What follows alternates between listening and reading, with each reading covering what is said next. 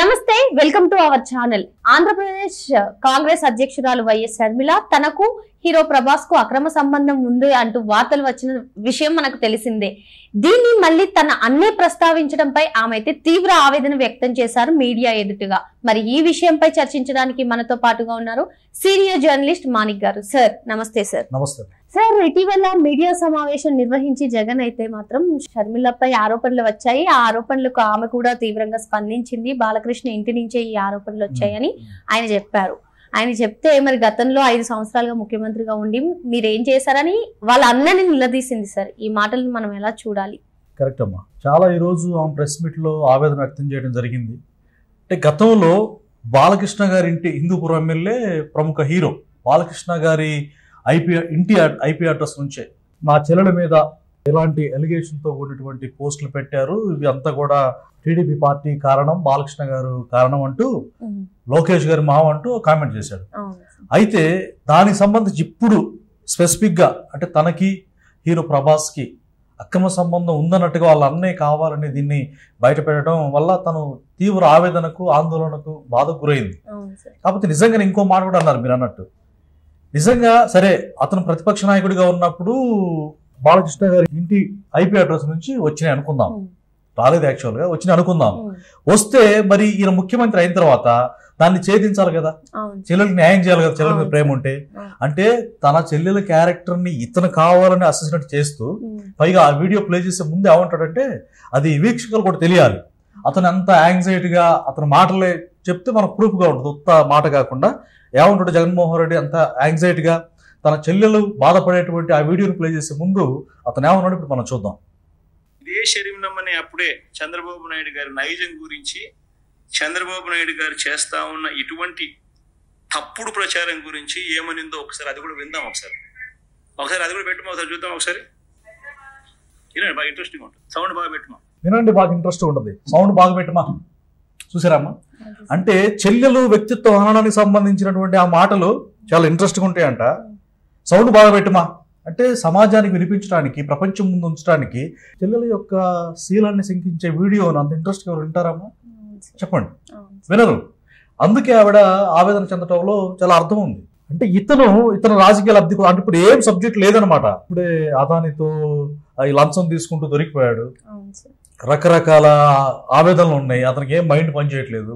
తద్వారా ఏంటంటే నా రాజకీయ జీవితం సమాప్తి అవడమే కాకుండా నా వ్యక్తిగత క్రూరం, కుట్ర, ద్వేషం, నా పైశాచిక ఆనందం, నా సైకోయిజం మొత్తం కూడా ప్రజలందరూ తెలిసిపోయింది అని చెప్పి చివరికి ఏం చేయాలో అర్థం కాక చెల్లెల యొక్క వ్యక్తిత్వ హననానికి సంబంధించిన ప్రస్తావన ఇప్పుడు అప్రస్తుతం. అది ఆవిడ పాపం బాధపడే ఉంది, నా పిల్లల మీద ఒట్టు, ప్రభాస్ ఎవరు నాకు తెలియదు అని చెప్పేసి తను మాట్లాడుతూ ఉంది. ఒకసారి ఆమె వ్యాఖ్యల్లోనే ఒకసారి విందాం. చూడండి, అదే ఇష్యూని గత 5 సంవత్సరాలలో మీ సైతాన్ సైన్యం, మీ సోషల్ మీడియాలో మీరు వాడుకోలేదా? నేను ఏ రోజైతే కేసు పెట్టాను, చూడండి కళలో ఎంత బాగుందో. జరిగింది నా మీద తప్పుడు ప్రచారం జరుగుతుంది అని ఏ రోజైతే కేసు పెట్టానో ఆ రోజే నేను ప్రభాస్ అన్న వ్యక్తిని ఇంతవరకు చూడలేదు అని చెప్పాను. ఈ రోజుకి కూడా నాకు ప్రభాస్ అంటే ఎవరో తెలియదు. ఈ రోజుకి కూడా చెప్తున్నా, ఆ రోజు ప్రమాణం చేశాను నా బిడ్డల మీద నాకు సంబంధం లేదు ఆయనతో అని. ఈ రోజు మళ్ళీ చేయడానికి కూడా చెప్తున్నా నాకు సంబంధం లేదు ఆయన బిడ్డల మీద ప్రమాణం చేసి చెప్తున్నా. జగన్మోహన్ రెడ్డి గారికి ఇవన్నీ తెలిసి కూడా నాకు క్యారెక్టర్ లేనట్టు, నాకు ఆయనతో సంబంధం ఉన్నట్టు గత 5 సంవత్సరాలలో ఈ సైతాన్ సైన్యం చేత ప్రాపగాండా చేయించలేదా? ఇంకా చెల్లెల మీద ప్రేమ ఉన్నది ఉండాలి కదా కదమ్మా. అంటే ఏమి ఇప్పుడు ఏమి 5 ఏళ్ళు గాడిదలు కాసిండా, లేకపోతే ఏమన్నా ఇంపార్టెంట్ బిజీ పనులు ఏమన్నా ఉన్నాడా? చెల్లెల కంటే ఇంపార్టెంట్ ఏమి ఉండదు కదా నాకు తెలిసి.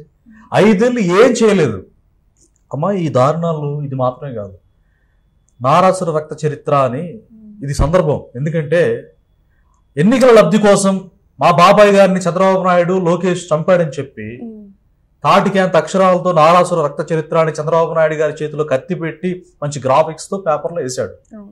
మరి ఆయన గెలిచిన తర్వాత దాన్ని ఛేదించాలి కదా. చంద్రబాబు నాయుడు గారు తప్పు చేస్తే ఆయన జైల్లో పెట్టాలి కదా, లోకేష్ గారు తప్పు చేస్తే ఆయన జైల్లో పెట్టాలి కదా. అదేం చేయలేదు, ఎందుకంటే వాళ్ళు చేయలేదు, నేరం చేయలేదు కాబట్టి వాళ్ళు ఏం చేయలేకపోయాడు.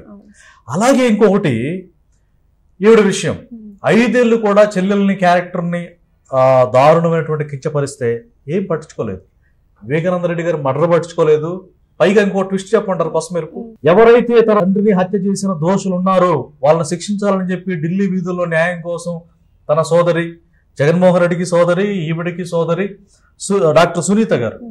ఆవిడ ఫైట్ చేస్తుంటే నారాసుర రక్త చరిత్ర కాదు, ఈ వైఎస్ ఫ్యామిలీ నుంచి అంటే సునీత అండ్ ఆమె భర్త రాజశేఖర్ రెడ్డి, ఈ నర్రెడ్డి రాజశేఖర్ రెడ్డి, నర్రెడ్డి సునీత చేశారని చెప్పేసి చెల్లెల మీద అంటే తండ్రిని చంపుకుందంట. ఇట్లా అంటే రాశారు, వాళ్ళ పేపర్లు రాశారు. ఆ ఈశ్వర్ అనే యాంకర్ తో వాడితో క్వశ్చన్లు అడిగించారు. వాడు ఏమన్నాడంటే సునీతకు ప్రశ్నలు, ఇది నిజమా కాదా, ఈ విధంగా వాడు మాట్లాడుతూ ఉంటాడు. అంటే చంద్రబాబు నాయుడు గారు 5 ఏళ్ళు ఏం చేయలే, ఆయనే చంపాడని చెప్పేసి పేపర్లు రాయిస్తాడు. తర్వాత దీని గురించి నిగ్గు తేల్చాలని సునీత గారు అంటే ఆవిడే చంపేసింది అంటాడు. ఇలాంటి జగన్మోహన్ రెడ్డి ప్రజలారా ఆలోచించండి, నిజంగా ఆలోచించాలి. జగన్మోహన్ రెడ్డి యొక్క వ్యక్తిత్వం ఈ రోజు గడిచిపోయి అంతకుముందు ఎప్పుడు ఎలిగేషన్ వస్తే అదే సాక్షి పేపర్లో ఇదే జగన్మోహన్ రెడ్డి రాయించారంటే నాకు బాగా గుర్తుంది. ఫస్ట్ లో స్టార్టింగ్ ఎప్పుడైతే ఎలిగేషన్ వచ్చిందో ప్రభాస్తోనే స్టేట్మెంట్ ఇప్పించారు. ఏమని, నాకు షర్మిల గారికి ఎలాంటి సంబంధం లేదని సాక్షి పేపర్లో వాళ్ళ పరువు కోసం అతనే స్టేట్మెంట్ ఇచ్చాడు. జగన్మోహన్ రెడ్డి పేపర్లో పెద్ద మెయిన్ పేపర్లో రాశాడు. ఇప్పుడు అదే ఆ ఇంగిత జ్ఞానం ఏమైంది జగన్మోహన్ రెడ్డి? జగన్ రెడ్డి నిజంగా నీ చెల్లెలు అంత బాధపడుతుంటే, చెల్లెల మీద ప్రేమ ఉంటే, ఆవన్న మాటల్లోనే చెల్లెల మీద ప్రేమ ఉంటే ఏం గాడిదలు కాసావు 5 ఏళ్ళు? నిజంగా ఇది నిగ్గు దాల్చొద్దా? నిజంగా బాలకృష్ణ గారి ఇంటి ఐపీ అడ్రస్ నుంచి కనుక ఈ ఎలిగేషన్ వస్తే మరి యాక్షన్ తీసుకోవద్దు, నువ్వు ముఖ్యమంత్రి కదా. రఘురామ కృష్ణరాజు గారిని తెలంగాణ రాష్ట్రంలో ఉంటే ఆయనను సిఐడి పోలీసులు పంపించి ఎంత దారుణంగా జీబులో ఈడ్చిపడేసి తీసుకెళ్లిన సంగతి మర్చిపోయారా? రీసెంట్ గా ఆయన డిప్యూటీ స్పీకర్ అయిన తర్వాత కూడా ఆ విషయాన్ని జ్ఞాపకం తెచ్చుకొని ఆయన మాట్లాడారు. జగన్మోహన్ రెడ్డి, నీ విషయాన్ని ప్రజలందరూ అర్థం చేసుకుంటున్నారు, నీ వ్యక్తిత్వం చాలా బాగుంటుంది, ఇంట్రెస్ట్ గా ఉంటుంది, సౌండ్ పెట్టండి. ఏంటది అంటే చెల్లెలు గుండె కోతకు బలైనటువంటి ఆ బాధాకరమైనటువంటి వీడియోని, ఆ ఆవేదన పడే వీడియోని ప్లే చేస్తావా? నీ సాక్షి మీడియాలో వచ్చిన ఇంటర్వ్యూని ఆవిడ తిరుగుతుందా? నీ చెల్లెలే తిరుగుతుంది. జగన్మోహన్ రెడ్డి నువ్వు మనిషివా పశువా అన్నట్టుగా మాట్లాడుతున్నారు. మరి జవాబు చెప్పు షర్మిల గారికి. అంటే నీ సైకో బ్యాచ్ని సంతృప్తిపరచడానికి, లేకపోతే నీ సైకో బ్యాచ్ ఎంటర్టైన్మెంట్ కోసం ఆ వీడియో ప్లే చేయించావా అని షర్మిల గారు అడుగుతున్నారు. ఏం చెప్తావు? మళ్ళీ మనం చూసినట్లయితే ఇది ఎప్పుడో జరిగిన సంఘటన, దీన్ని స్వయంగా తన సొంత అన్నే ప్రస్తావించారు మళ్ళీ ఏళ్ల తర్వాత.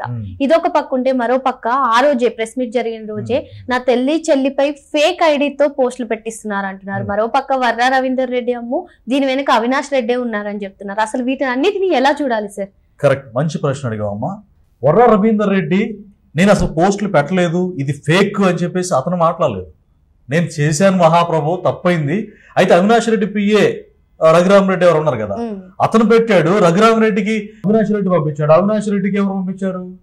ఇక భారతి వైపు, జగన్మోహన్ రెడ్డి వైపు వేలు చూపిస్తున్నాయి. అది మాట్లాడకుండా ఏవేవో దొంగ తిరుడు మాటలు చెప్తూ వర్ర రవీందర్ రెడ్డి చెప్తున్నాడు నా తప్పైంది, కాకపోతే ఇది నా మనసులో పుట్టిన ఆలోచన కాదు, ఇది ఖచ్చితంగా అవినాష్ రెడ్డి చేయించాడు అంటున్నాడు. అవినాష్ రెడ్డి వెనకేసుకొచ్చేది ఎవరు? జగన్మోహన్ రెడ్డి, భారతి రెడ్డి. అలాగే వర్ర రవీందర్ రెడ్డి కూడా మంచివాడు అంటున్నాడు. చెల్లెల్ని తల్లిని నీచంగా తిడితే తల్లిని కూడా ఆమె క్యారెక్టర్ని అంటే అట్లా షర్మిల రాజశేఖర రెడ్డికి పుట్టలేదు అనే వ్యాఖ్య వర్ర రవీందర్ రెడ్డి చేశాడు. అంటే అవినాష్ రెడ్డి ఆదేశిస్తే వర్ర రవీందర్ రెడ్డి కూడా మంచివాడే, అవినాష్ రెడ్డి కూడా మంచివాడే అంటే వాళ్ళని వెనకేసుకొస్తున్నాడు. అంటే దీని వెనక జగన్మోహన్ రెడ్డి లీడర్ని ఇంకెలా మనం అనుకోగలుగుతాం? అది ప్రజలే అర్థం చేసుకోవాలి. సో ఈ హై డ్రామాలో చెల్లెల కంటే చెల్లెలు ఏమైపోని నిజంగా గుండె పగిలి ఆమె చనిపోయేంత బాధతో ఆమె మాట్లాడుతున్నారమ్మా.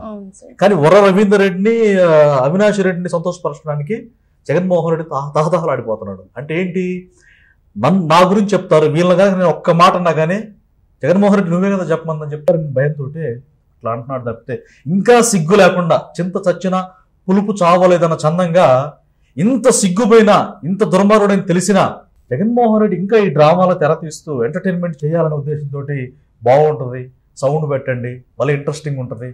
ఇది చాలా నీచాతి నీచం అమ్మా. నిజంగా ఒక ఆడబిడ్డ ఎవరైనా కానీ ఆడపిల్ల బాధపడుతుందంటే మన భారత సంస్కృతిలో మహిళలను ఎంతగానో గౌరవించేటువంటి సంస్కృతి. మరి జగన్మోహన్ రెడ్డికి ఎలాంటి సంస్కృతులు ఆయన పెరిగాడు నాకు తెలియదు, కానీ షర్మిల గారి విషయంలో ఆవేదన పడటం అర్థం ఉంది. జగన్మోహన్ రెడ్డి క్రూరత్వానికి ఆవిడ బలవటం చాలా బాధాకరం. ఓకే సార్, అంటే మరి ఇదే సమయంలో వైఎస్ రాజశేఖర రెడ్డి గారు ఉంటే ఇక్కడ వరకు వచ్చేదంటారా? ఈ దుస్థితి కలిగేదంటారా? అంటే కలగదమ్మా, కలగదు. ఎందుకు అని అంటే కన్న తండ్రి పిల్లల మీద తల్లిదండ్రికి ఎలా ఉంటుందంటే ఒక్క మాటలు చెప్పాలంటే, నేను పిల్లల తండ్రిని, నేను ఏమైపోయినా పర్లేదు, నాకు ఎలా అయినా పర్లేదు, నా బిడ్డలు క్షేమంగా ఉండాలి, నా బిడ్డలు హ్యాపీగా ఉండాలి అన్నటువంటి తల్లిదండ్రులు కోరుకుంటారు. అదేవిధంగా అందులో ఈవిడ గారాల పట్టి చాలా ఇష్టం. జగన్మోహన్ రెడ్డి వ్యక్తిత్వంతో జగన్మోహన్ రెడ్డిని సరిగ్గా లైక్ చేయడని మనం గతంలో విన్నాం, చాలా మంది చెప్పుకున్నారు. అలాగే ఒక్కగారు కూతురు షర్మిలాకి ఇలా జరగడం ఎంతో బాధపడేవాడు రాజశేఖర రెడ్డి గారు. సార్ మరి చూసినట్లయితే రాజశేఖర రెడ్డి గారు చనిపోయే ముందు మీ తర్వాత పాపని అంటే షర్మిలను ఉద్దేశించి పాపను నేనే సరిగా చూసుకుంటాను, పాప బాగోగులు అంతా నా బాధ్యత అన్న జగన్ రెడ్డి మరి ఇప్పుడు ఇలా ఎప్పుడెప్పుడు సంఘటన తవ్వడానికి కానీ లేదంటే ఆమె పైన పోస్టింగ్స్ పెట్టడానికి కానీ అన్ని ఎలా చూడాలి మనం? లాస్ట్ ప్రశ్న మంచి ప్రశ్న వేసామమ్మా. అలాంటి వ్యక్తిత్వం ఏంటంటే నిజంగా అన్నాడు, ఎందుకంటే స్టేట్మెంట్ అది.